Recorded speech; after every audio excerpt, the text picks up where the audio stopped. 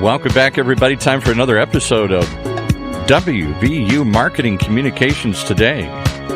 Coming to you live, really live, right from the heart of West Virginia University. Somewhere down in the deep communication center is our guest host today, Matthew Cummings. Hey, Matthew. Hey, Paul. How are you? Thank you. I'm good. Are you down in the command center here? We are. We are coming to you live today from Integrate 2019, the Integrate Conference on the campus of West Virginia University here in Morgantown. We have an audience today, which is a little different than usual for this podcast here in the Media Innovation Center. This is home of WVU's Integrated Marketing Communications Online Masters Program and the Data Marketing Communications Online Masters Program. And this weekend, it's the hub of the Integrate Conference. So over the next 3 days, nearly 150 attendees will arrive here on campus in Morgantown from 22 states and learn from a number of speakers and panelists and participate in industry-related workshops. Those here on campus include marketing communications professionals, IMC and DMC faculty, current students, and alumni. Today, I am fortunate to have an opportunity to chat with one of my IMC faculty colleagues, Dr. Frank Marra. Frank teaches IMC 631, Crisis Communication, and IMC 628, Applied Public Relations in the Online Integrated Marketing Communications Program. Dr. Marra is an accomplished scholar and practitioner, decades of public relations experience, also worked at radio and television stations, including the top-rated talk radio station in Washington, D.C., so he's no stranger to the microphone. Dr. Marra is former president of the Public Relations Society of America's Finger Lakes chapter and co-chaired PRSA's MBA project for 2 years. Earned his bachelor's degree from Carleton University in Ottawa, Ontario, master's from the University of Florida, and his doctorate from the University of Maryland. Today we're going to talk about the current state and the future of public relations. Frank, thank you so much for being here. Matthew, nice to be here. I want to start with probably a pretty basic question for you, but I think it's important for us to kind of level set. You know, people, even marketing communications professionals, tend to confuse public relations and marketing and advertising. Can you start out by explaining the similarities and differences to us? Let me see if I can do this in 30 seconds. Normally it takes about 12 weeks of a full semester class. First, what public relations is not. It is more than publicity. It's more than being a spokesperson. We are strategic counselors. It's also more than liking people. It's more than good interpersonal skills. Public relations is not about liking people. Funeral directors like people. Cannibals like people. Public relations, again, we're strategic counselors. Okay. Marketing, advertising, public relations, it's all forms of communication. And because we all do sort of the same thing, integrated marketing communication, everybody assumes that they're the same thing, but they are not. There are some important differences. A couple of them, just very quickly. Marketing and advertising, their primary focus is on one public, and that's the customers, the consumer. Public relations, on the other hand, its primary focus is on multiple publics. Customers, employees, reporters, legislators, donors, lots of different publics. Another difference between advertising, marketing, and public relations is the objective. The objective of marketing and advertising is to make money for an organization, to earn revenue, to generate a profit. Public relations, the flip side of that. The objective of public relations is to save money. It's to build relationships with its important publics to prevent problems. I didn't time you there, but that was a very comprehensive definition. And if I were to guess early on, I didn't think you'd have funeral directors in that definition. So I definitely appreciate that. Let's talk about the current state of the public relations industry. What can you tell us about that, and where are we at today? There are people who are far wiser and have more experience than that about the specific details of where public relations is and where it's going. But the biggest thing about public relations today is change. Communication is evolving before our eyes in real time. The technology is changing. Social trends are changing. I'll give you two good quotes. Rob Flaherty is the chairman of Ketchum, a public relations agency, and he said half of everything needed now to practice public relations did not exist 10 years ago. Mike Fernandez, another public relations leader, said the pace of change will never be as slow as it is now. So it's change. It's happening daily, right before our very eyes. The profession is evolving. Let's dive into that a little bit more and talk about what some of the biggest changes are during the last few years. And considering what dominates our news cycle now, I would guess that political communication is a big change in how public relations is practiced. We are advocates for the company and the people that we represent. And there's a professional association, the Public Relations Society of America, and all of its members take a pledge. And it says, and this is a quote, "I pledge to conduct myself professionally with truth, accuracy, fairness, and responsibility to the public." Again, public relations is about building relationships, building trust with our publics. We are accurate. We are honest. We are ethical advocates for our clients. We cannot build relationships. We cannot build trust if we spin, if we mislead, or if we lie. In political communication, as you mentioned, Matthew, today it seems the end justifies the means. We say whatever it takes to get elected. We say whatever it takes to make a point.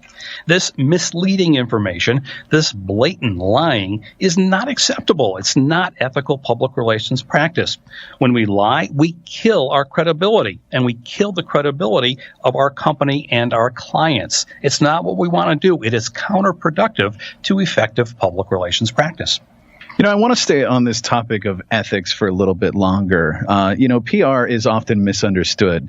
You gave us a great definition up front, but, as we talked at the top of the show, it kind of gets a bad rap sometimes. So is it possible to be successful and also be strategic in public relations and do so ethically?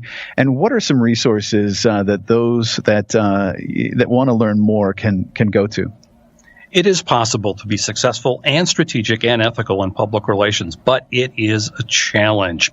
Sometimes, for example, a public relations manager wants to make an ethical decision, perhaps to release information that legally needs to be available. But they may not have the access, the influence, and power within the company to make that happen. If you aren't at the decision-making table, your ethical behavior just won't matter. So you have to be part of the decision-making group of an organization. If you're not, no matter how ethical you are, it really won't make a difference. Another barrier to ethical decision-making is fear. Do you want to challenge your boss? Do you want to lose your job? Are you afraid to stand up for doing what is right? And some public relations managers have substantial salaries. They have substantial benefits. They have substantial power. Doing the right thing, doing the ethical thing, would put this lifestyle at risk. It becomes easier to look the other way. Good news, though. The Public Relations Society of America, the International Association of Business Communicators, and public relations societies across the world, they are strong advocates for ethical behavior. They are advocates for doing what is right and standing up for the ethical solution to a situation. And another good news situation is that most public relations programs at colleges and universities across the country, there has been a strong recommendation from the accrediting group that all of these public relations programs have required full semester classes in ethics. And this should come into effect probably within the next few years. So students will have a strong grounding in ethics as it applies to public relations practice. They will know what they need to do right. They will know what needs to be done, what is done that if it's wrong. And so this will be a strong addition to defining ethical practice before students get that first job. That's great news, not only for the industry, but also for the profession itself. Frank, more often than not, when a crisis occurs, there's typically a big difference between what an attorney will suggest a company says and what the public relations manager suggests that the company or organization should say. I worked for many years in public education communications, and I would spend hours crafting what I thought was a fantastic 2 to 3 paragraph statement, only to see it reduced by our attorney down to 40 words. What's your advice for PR professionals when they find themselves in these situations? The difference is the court of law versus the court of public opinion. Attorneys and the law will tell you what you must say in a given situation, perhaps a crisis. A public relations manager will tell you what you should say, not what you must say. If you talk to an attorney, they will tell you to say as little as possible so you can protect yourself in a court of law. And that's pretty good advice. A public relations manager, on the other hand, they will tell you to say as much as possible to protect your reputation in the court of public opinion. That's good advice, too. Here's where the conflict comes in. These are often exact opposite strategies. The attorneys are saying no comment. The public relations managers are saying talk, explain, tell people what happened. Both of these strategies are valid. The chief executive officer is listening to both of these different strategies and has to come to a decision about what to do. Do you want to protect yourself in a court of law, which will take months and years to resolve and could involve hefty, substantial fines in the tens and hundreds of millions of dollars? On the other hand, in the court of public opinion, a chief communication officer is saying we have to explain ourselves. If we do not, our reputation will be ruined and we won't have to worry about paying any fines or facing any legislative penalties down the road. Again, months and years down the road. In a crisis, for example, reputations can be ruined in minutes. A story is posted, it goes viral, and so organizations need to respond quickly, and you have to respond to the court of public opinion, looking at the balance between the court of law. The good news, in many organizations where you had this barrier between public relations and the legal office, today attorneys and public relations, they are now partners. They are working together to find a balance in terms of statements to release. Attorneys, they now recognize the importance of communication.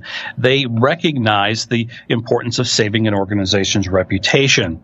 Chief communications officers and public relations staff, now they are more legally literate, and they understand the issues that restrict or require the release of information. So that balance is coming together, and where there was a very strong difference between legal and communication, now everybody's, in more cases than not, working more closely together to find that balance of communication. Great insight, great conversation. I appreciate how you're answering or finishing every question with the good news about public relations. So we really appreciate that. You know, we're going to take a quick break now. When we return, we're going to talk more with Dr. Frank Marra about the profession, skills a PR pro needs to succeed, and also the importance in this industry of business literacy. We'll be right back.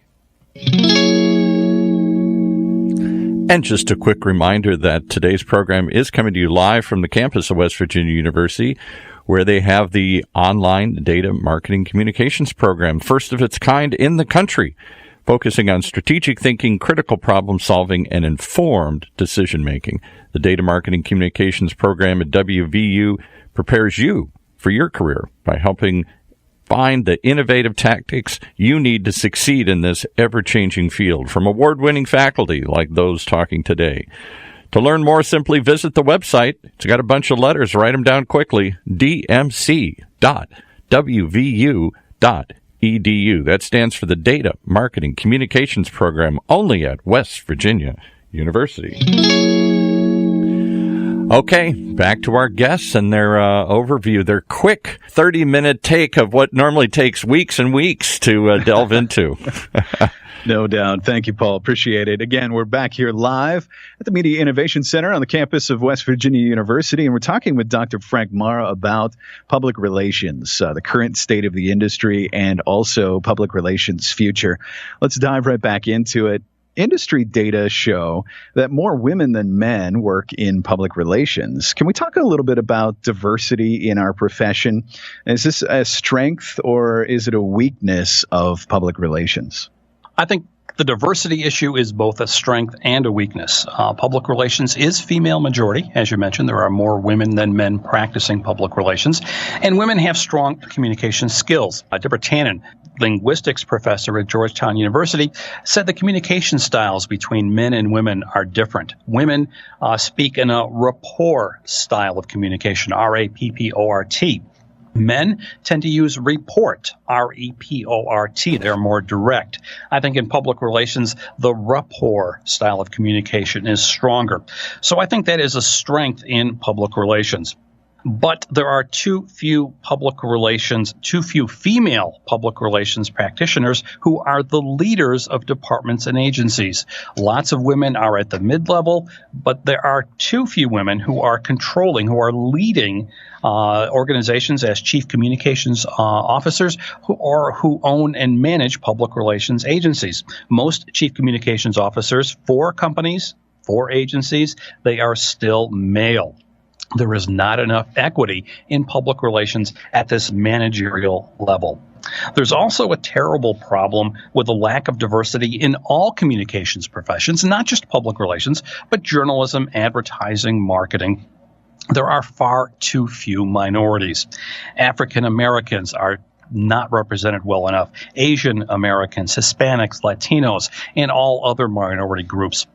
It is silly for an organization or a public relations agency to say, we can represent you as a client if you are in the African American market or if you're in the Latino Hispanic market, if the entire staff are white men or white female. So there needs to be far more diversity and inclusion with these minority audiences than currently is now.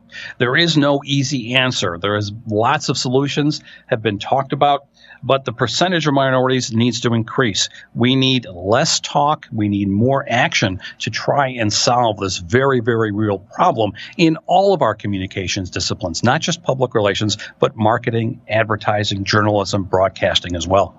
And hopefully today's podcast does its part in introducing the profession and the industry to more diverse audiences. So let's say someone is interested in a career in public relations.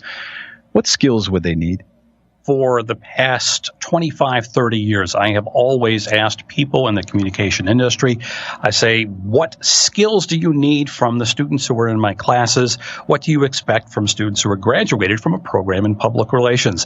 And for the last 25, 30 years, the answer has always been the same. I want somebody who can write a simple declarative sentence. The ability to write well remains crucial. That's fine. But that actually shifted last year. It's still important to be able to write, say, a statement or a news release that has lots of facts. But now it's shifting to the ability to engage with an audience and to tell a story. And the number one skill that employers are asking for, public relations graduates, is the ability to tell a story. Not to write well, but to tell a story. And because chief communication officers are now often part of the senior decision-making group of a company, these chief communications officers, these public relations leaders, need to have business skills that go beyond their expertise in communication. Let me give you an example. All of the organization's senior vice presidents, the people at the decision-making table with the chief executive officer, they are experts in a spreadsheet. They have backgrounds in business and management. They understand accounting, HR, logistics, finance, economics. Public relations, however, is the only person often in the room who does not speak business. So we need to be more business literate so we can talk to our colleagues and understand all of the issues that influence communication and influence the success of an organization. So based on that importance, though, the business literacy, which is now really required for public relations, how are practitioners today getting those business skills that they need? Matthew, marketing has always had an advantage over public relations advertising because marketing is typically taught in schools of business. Marketing students learn the concepts of management, and they learn to speak business as a matter of course. If you're a marketing student, you have expertise with Excel and spreadsheets. On the other hand, if you're a communications student, you've probably never opened Excel, and you've probably never used a spreadsheet. The flip side is also true. The business students probably have never used PowerPoint well, whereas the communications students have much more expertise in website design and PowerPoint and things like that. Public relations programs are, however, slowly including more management training. Here in the IMC, Integrated Marketing Communication Program at West Virginia University, we're starting a new public relations leadership program that emphasizes the need for expertise in both communication and business literacy. So I want to broaden our conversation just a bit, talk a little bit about global and multicultural issues in public relations. What must we consider if we're working for brands or want to work for brands with more of an international presence? Chances are pretty good that when students graduate, they may well work for a company that is owned outside of the United States. They will work for a multinational company, and it's possible that they will be posted overseas, possibly in London, Tokyo, wherever. I have a friend who used to work for Carrier Heating and Air Conditioning, and every Monday morning at 6 a.m., he had a global conference call with the other people in his group. Globally, the strategies and tactics, they're fairly similar around the world. Special event, crisis management, newsletters, they work pretty well around the world in most situations. But, and this is where it's important, there are lots and lots of local differences between what works in New York and what works in Tokyo or Thailand or South Africa. For example, the primary language in Australia is English, but there are thousands of unique Australian phrases you need to know to be able to be successful there. For example, if I said, let's get a bit of tucker with a poor Australian accent, get a bit of tucker, what are you talking about, right? Well, that's food. Tucker is food, right? So we'll get a bit of tucker. Or let's say, I'll meet you Friday Arvo. Right? And you have the puzzle for what does that mean? Friday afternoon. Now, the same thing is true in other cultures. For example, in the United Arab Emirates, the work week is from Saturday to Wednesday, which obviously makes a difference if you're trying to connect with organizations or clients. And the culture of the UAE is all about image. Looking good, publicity is far more important than any actual behavior. So if you are in the United Arab Emirates, you want to look good. Substance is not important at all. So it's important that an organization look good. It's the biggest, it's the best, it's the most, whatever. And that's what the organizations are looking for in Abu Dhabi or Dubai, which would not be relevant and would not certainly work in the United States. I have just one wrap-up question here before you and I go get some tucker just down the hall here. What other advice, as we wrap things up here today, do you have for students or emerging professionals or others who maybe either want to enter the industry or possibly make a shift from journalism or marketing into PR? The advice that I would have, Matt, something that somebody else told me that I will share, it's enjoy your work, but recognize the need to balance work and life. There are times when you need to work and at odd hours, for example, a crisis at 11 o'clock on a Sunday night. But there are also times when you need to be able to shut work down so you can be a father or a mother or a brother or a sister. Mm-hmm. We sleep with our iPhones next to our pillows. There are times to disconnect. And what students need to learn is they need to learn to draw that line between work and life. Great advice, great insights here, Frank. Thank you so much for spending the time here today, and certainly enjoy this Integrate conference and this weekend here in Morgantown. And thank you all for listening to WVU Marketing Communications Today, live from the campus of West Virginia University. I hope you found today's episode as informative as I have, and until next time, take care. You've been listening to WVU Marketing Communications Today, brought to you live from West Virginia University, a bi-weekly program that sits at the intersection of data-driven decision-making and marketing practice, only on the Funnel Radio Network, for at-work listeners like you.